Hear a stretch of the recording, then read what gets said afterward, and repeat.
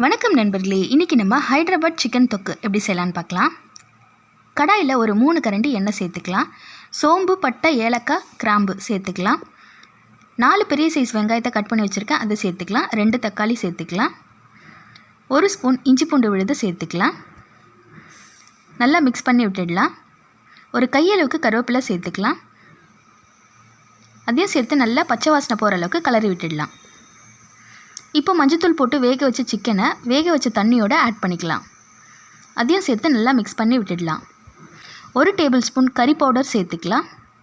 1 spoon சிகப்பு மிளகாய்த்தூள், 1 spoon தனியாத்தூள் சேர்த்துக்கலாம். எல்லாத்தையும் சேர்த்து நல்லா மிக்ஸ் பண்ணி விட்டுடலாம். தேவைக்கேற்ப கொஞ்சமாக சால்ட் ஆட் பண்ணிடலாம். 1 டேபிள் ஸ்பூன் மிளகுத்தூள் சேர்த்துக்கலாம்.